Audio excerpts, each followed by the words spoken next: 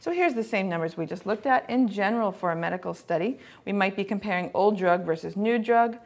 Whether or not we randomize affects the scope of interest, and it affects whether we're going to call this rank sum test a randomization test or a permutation test, but the steps will be the same.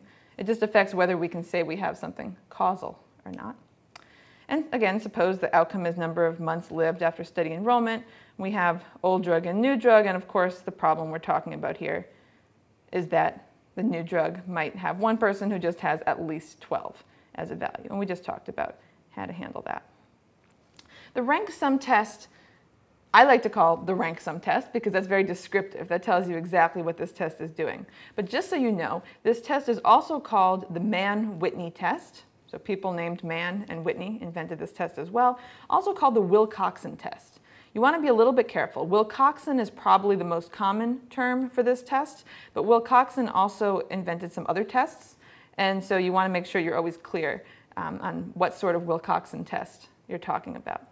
These different names for the test, Mann-Whitney, Wilcoxon, rank sum, when implemented in different software programs, sometimes are associated with slightly different ways of implementing these steps we just talked about. For example, the Mann-Whitney test in a particular software program might deal with ties in a slightly different way than the Wilcoxon test does. Is that a problem? Practically, no, it doesn't make much difference. But it's just good for you to know that if you see these tests by different names, they may differ slightly from what we did on the board, but the principles are the same. So the null hypothesis for the rank sum test, or the Mann-Whitney test, or the Wilcoxon test, is the same as for the randomization or permutation test because this is just an example of a randomization or permutation test, where the test statistic is defined as the sum of the ranks in the smaller group. So the null hypothesis, again, is that the group status, whether you're in group A or B, is unrelated to the outcomes.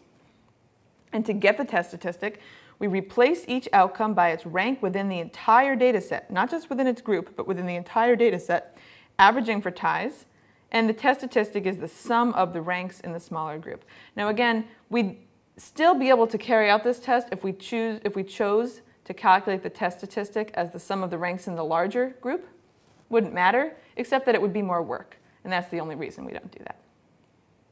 And then we get the randomization or permutation distribution of the test statistic.